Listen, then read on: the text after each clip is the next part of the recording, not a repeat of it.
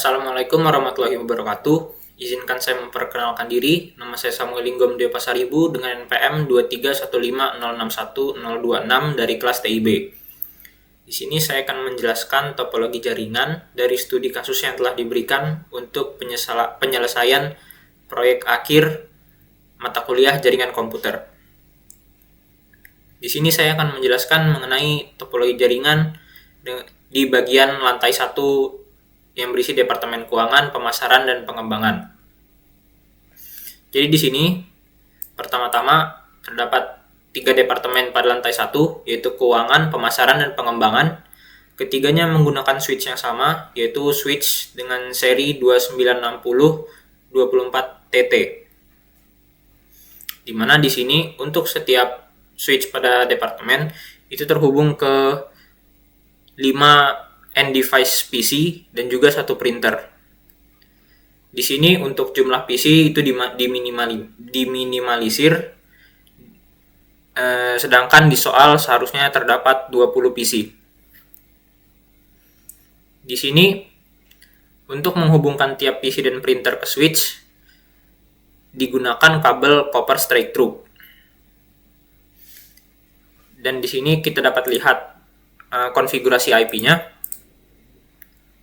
Di sini dapat dilihat bahwasanya IPv4 address-nya yaitu terdapat 192.168.1.2 dengan subnet mask 255.255.255.224 atau /27 dengan default gateway 192.168.1.1. Hal berikut berlaku dikarenakan di sini saya menggunakan /27 sebagai subnet, yang dimana /27 itu berfungsi untuk 30 user saja, sehingga meminimalisir pemborosan IP address.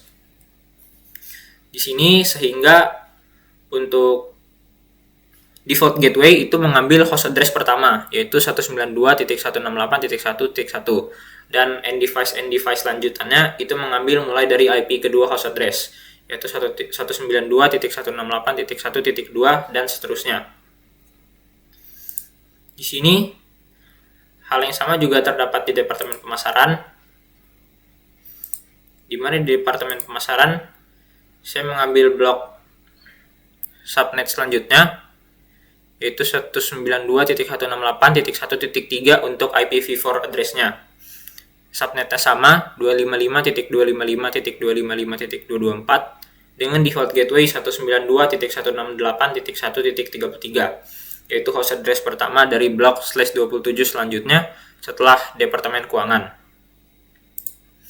Kemudian di sini untuk Departemen Pengembangan, konfigurasi IP-nya itu mengambil blok selanjutnya dari /27 subnet, yaitu dengan IPv4 pada PC pengembangan 1 itu 192.168.1.66 dengan subnet mask 255.255.255.224 atau /27 dengan default gateway yaitu IP pertama host address yaitu 192.168.1.65. Kemudian di sini ketiga switch departemen tersebut itu terhubung ke switch lantai, dan di mana switch lantai nantinya akan terhubung ke switch gedung. Di sini untuk setiap switch yang terhubung dengan switch atau dengan jenis yang sama itu menggunakan kabel copper crossover. Seperti yang dapat dilihat, dari departemen ke lantai menggunakan crossover dan dari lantai ke gedung menggunakan crossover. Di sini dapat dilihat bahwa gedung itu terhubung menggunakan crossover kedua switch lainnya, yaitu switch lantai 1 dan switch lantai 2, di mana switch lantai 2 akan dijelaskan oleh Ramayuda Mahardika. Kemudian untuk switch gedung sendiri itu terkoneksi ke router 1 dengan nomor seri 1941 menggunakan kabel copper straight through. Yang dimana di sini untuk router itu sendiri juga terhubung ke cloud 1, yang dimana dia akan mensimulasikan internet. Kemudian selanjutnya saya akan melakukan uji koneksi jaringan sesuai dengan studi kasus, yaitu Departemen Keuangan dan Pengembangan untuk jaringan lokal dan pemasaran untuk internet. Di sini kita perlu melihat dulu default gateway dari internet itu sendiri. Di sini dapat kita lihat bahwa IP address ini 203.0.113.2 itu berperan sebagai simulasi default gateway dari internet. Sehingga kita dapat coba ping menggunakan pemasaran, salah satu PC di departemen pemasaran, untuk melakukan uji coba bahwasanya departemen tersebut bisa terkoneksi ke internet.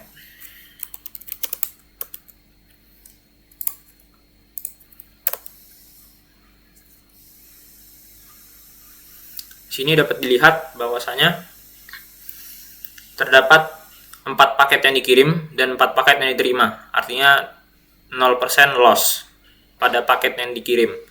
Sehingga dapat disimpulkan bahwasanya di sini untuk departemen pemasaran itu memiliki uji koneksi ke jaringan yang dinilai berhasil.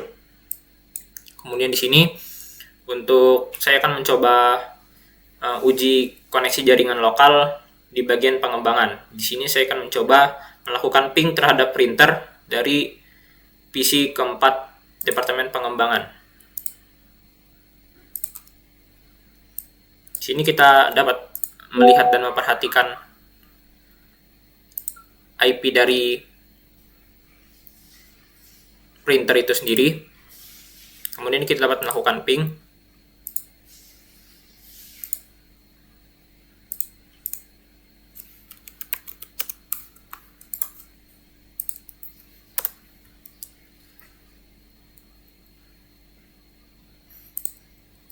Di sini dapat dilihat bahwasanya dari 4 paket yang dikirim, 4 paket telah diterima, yang artinya tidak ada paket yang loss atau hilang. Sehingga dapat disimpulkan bahwa uji koneksi jaringan lokal dinilai berhasil. Sedangkan di sini jaringan dari departemen 1 juga didesain agar departemen dapat terhubung ke departemen lainnya. Di sini saya akan mencoba untuk departemen keuangan itu melakukan ping ke salah satu perangkat di departemen pengembangan. Di sini kita akan melihat salah satu IP dari PC departemen pengembangan.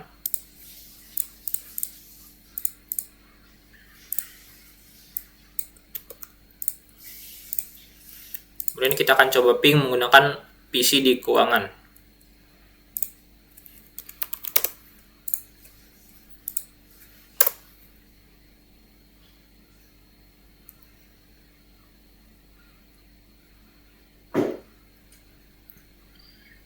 Di sini dapat dilihat bahwa salah satu paket itu lost, sehingga dapat dilihat bahwa keberhasilan untuk uji koneksi itu hanya 75%. Kita dapat coba ping ulang. Di sini setelah dilakukan ping ulang dapat dilihat bahwa paket yang dikirim adalah 4 dan yang diterima adalah 4, sehingga tidak ada kehilangan pada paket yang menyebabkan seluruh paket terkirim dengan nilai hasil 100%.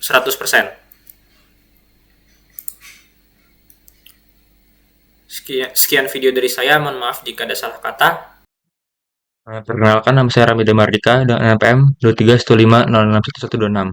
Jadi, di sini saya akan menjelaskan untuk rangkaian jaringan pada lantai 2, di mana pada lantai 2 ini jaringan akan dihubungkan atau diambil dari switch lantai 2, yang dimana akan dihubungkan langsung dengan switch gedung. Berikutnya switch lantai 2 akan terhubung ke setiap departemen, di mana terdapat departemen administrasi, departemen produksi, dan departemen penjualan. Pada bagian departemen administrasi, terdapat 5 PC dengan masing-masing PC disambungkan ke atau dihubungkan dengan switch administrasi. Di mana berikutnya untuk switch administrasi sendiri akan terhubung ke setiap PC dengan menggunakan strap kabel. Dan berikutnya untuk departemen produksi, setiap PC akan disambungkan dengan strap kabel juga, yang terdiri dari 5 PC dan 1 printer.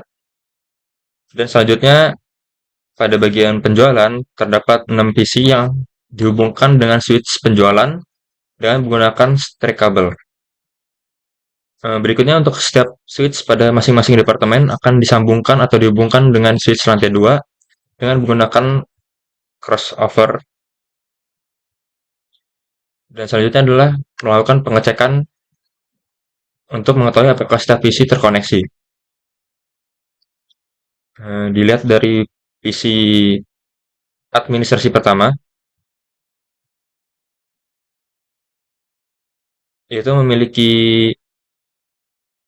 IP 192.168.2.2, di mana IP ini itu diatur secara manual. Dan berikutnya IP ini dapat dilakukan pengetesan apakah tersambung dengan PC lain dengan switch yang sama. Di sini saya akan mencoba dengan PC administrasi 5. Oke, berikutnya masuk ke bagian desktop dan masuk ke bagian command prompt. Di sini saya akan melakukan ping dan kemudian melakukan eh, paste terhadap IP dari PC administrasi 1.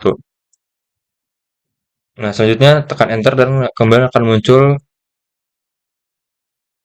eh, paket terkirim 4 dan receive-nya 4 dan loss-nya itu 0.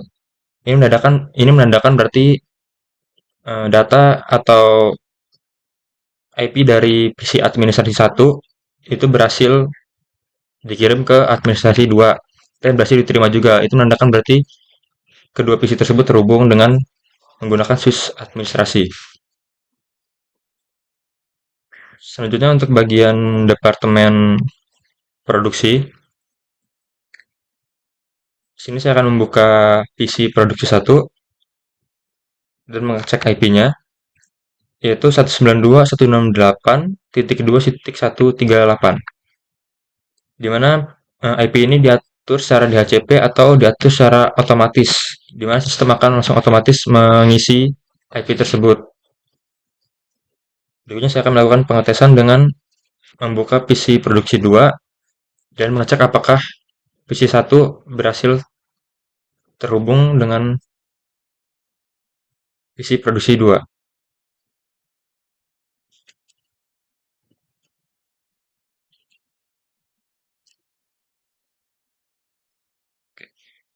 Di sini melakukan ping dan kemudian IP dari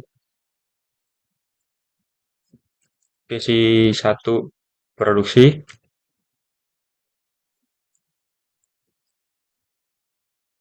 Oke, ping berhasil dilakukan dan setelah itu muncul pesan berhasil terkirim 4, diterima 4 dan loss datanya 0. Ini menandakan berarti PC 1 berhasil terhubung secara lokal dengan PC 2 melalui switch produksi. Berikutnya melakukan pengetesan apakah printer terhubung ke setiap PC pada switch produksi, di mana saya akan membuka printer produksi dan membuka alamat IP-nya yang diatur secara statik. Dan setelah itu saya akan membuka PC 4 untuk mengetahui apakah printer berhasil terhubung dengan melakukan ping kembali.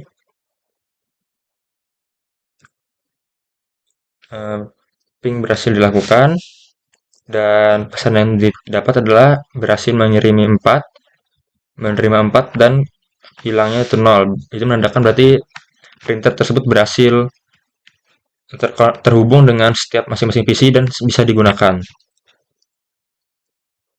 Berikutnya untuk departemen penjualan, di sini terdapat 6 PC yang terhubung dengan switch penjualan.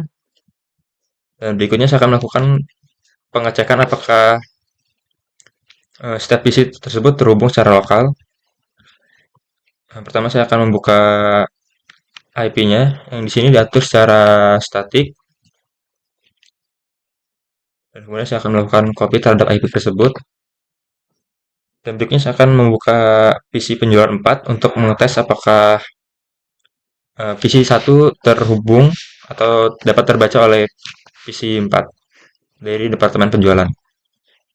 Di sini saya akan melakukan ping terhadap PC 1. Ping berhasil dilakukan dan pesan yang didapat adalah send 4, receive 4, dan loss 0. Sama seperti sebelumnya, berarti ini menandakan bahwa PC 1 penjualan berhasil terhubung dengan PC 4 penjualan dan setiap PC dari departemen penjualan itu berarti saling terhubung secara lokal. Oke, mungkin itu saja yang bisa saya sampaikan. Terima kasih. Oke, selanjutnya di sini saya akan menjelaskan bagian 2 berupa sniffing.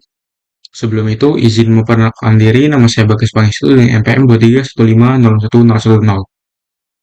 Jadi, apa itu teknik sniffing? Sniffing merupakan suatu teknik untuk menangkap lalu lintas data pada jaringan, digunakan untuk melihat informasi sensitif yang tidak terenkripsi, seperti password, cookies, dan data login. Jadi, sniffing itu bisa dibilang juga suatu kejahatan cyber atau teknik kejahatan cyber yang dilakukan suatu penyerang untuk membaca atau menangkap lalu lintas data pada jaringan dari komputer korban. Jadi, sang penyerang itu memanfaatkan kelengahan sang korban. Misal, sang penyerang dan sang korban itu berada di satu jaringan, maka informasi sensitif berupa kredensial password, cookies, dan data login dari sang korban itu bisa dibaca. Mungkin untuk lebih jelasnya, saya akan melakukan simulasi dari teknik sniffing ini. Oke, selanjutnya, untuk simulasi dari komputer korban, saya menggunakan VirtualBox. Sebagai simulasi komputer dari korban, saya menggunakan OS Linux Ubuntu. Lalu untuk komputer penyerang, saya menggunakan tools Wireshark sebagai pembaca lalu lintas datanya. Kenapa menggunakan Wireshark? Karena di Wireshark ini mendukung pembacaan lalu lintas data dan fitur-fitur filtrasi untuk pembacaan yang lebih mudah nantinya.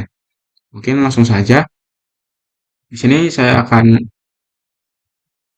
masuk ke komputer sang korban dan menggunakan komen API untuk membaca IP dari sang korban. Di sini terbaca IP korban itu 192.168.95.106/24. Lalu saya juga akan mengecek IP dari komputer saya. Komputer saya itu IP-nya 192.168.95.181 yang menandakan IP saya dan IP korban itu sudah satu jaringan. Yang berarti satu syarat untuk melakukan teknik sniffing itu sudah terpenuhi, yaitu satu jaringan. Selanjutnya, saya akan mencoba eh, akses situs di komputer sang korban. Mungkin sebelum itu saya masuk dulu ke website-nya. Nah, di sini menggunakan filtrasi IP address dengan value IP dari sang korban. Nah, di sini untuk lalu lintas data sudah terbaca. Mungkin untuk lebih jelasnya menggunakan filtrasi tambahan.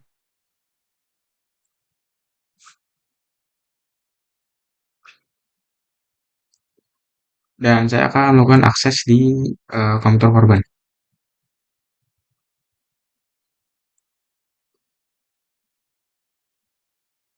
Nah, di sini muncul halaman situs dari http://bin.org itu berupa teks HTML.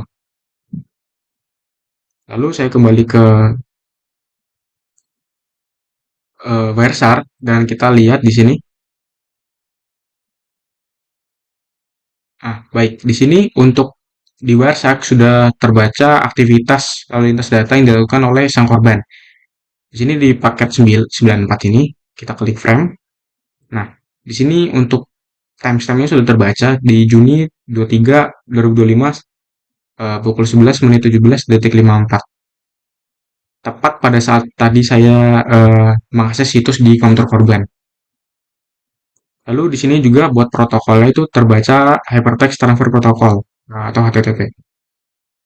Lalu simulasi selanjutnya yang akan saya lakukan itu di sini curl min expose. Jadi saya menggunakan metode post di eh, situs http://bin.org itu dengan data yang saya masukkan itu berupa username Bagas dan passwordnya itu 12345. Saya coba. Oke, baik di sini sudah muncul berupa sama teks HTML-nya dan saya akan kembali mengakses Wireshark.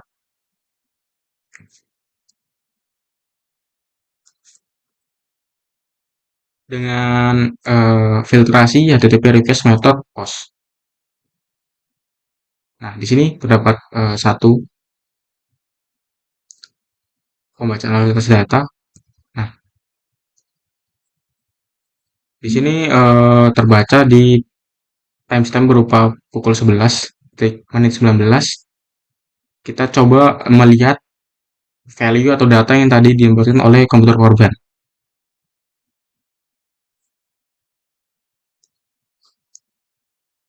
Di sini juga protokol terbaca dengan protokol HTTP. Nah, kita bisa lihat buat datanya itu di sini. Nah, di sini untuk data pertama itu ada username, Bagas, dan password itu 12345. Jadi, sama persis yang diinputkan pada komputer korban tadi, yaitu Bagas dan passwordnya 12345. Di sini, password dan username. Oke, selanjutnya, mungkin terdapat beberapa pertanyaan dari teknis snifing ini. Yang pertama, pada protokol apa dan timestamp berapa aktivitas komputer korban terdeteksi? Yang seperti tadi sudah saya simulasikan, buat aktivitas komputer yang terbaca di WireShark itu, untuk protokol sendiri itu berupa HTTP, dan metodenya yang di dalam HTTP itu seperti GET dan POST. Lalu untuk timestampnya itu sesuai dengan ketika korban itu mengakses situs HTTP tersebut. Lalu selanjutnya, kenapa pertanyaan kedua, kenapa aktivitas komputer korban dapat terdeteksi oleh penyerang? Eh, Jawabannya karena komputer korban dan penyerang berada di jaringan yang sama. Di sini kasusnya berada di satu jaringan WiFi yang sama. Dan situs yang dia akses itu menggunakan protokol HTTP yang tidak dienkripsi. Jadi untuk protokol HTTP itu dia memberikan atau komunikasi datanya di server website itu langsung berupa plain text, tidak, jadi datanya itu tidak dienkripsi terlebih dahulu, berbeda dengan protokol HTTPS yang sudah mendukung SSL. Jadi semua data berupa form, eh, data input dan lain-lain itu sudah dienkripsi. Jadi walaupun di jaringan yang sama, datanya tidak dapat langsung dibaca oleh contoh di sini penyerang.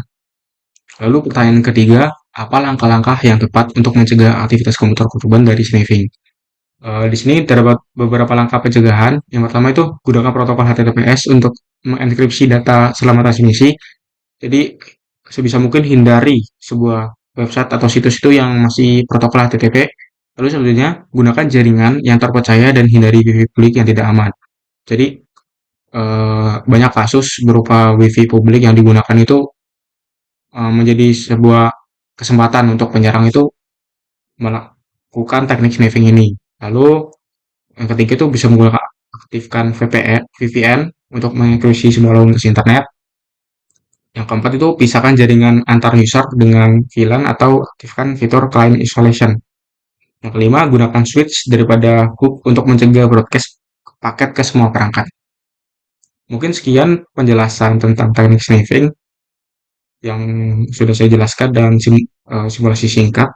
Lebih dan kurangnya saya mohon maaf. Saya akhiri. Wassalamualaikum warahmatullahi wabarakatuh.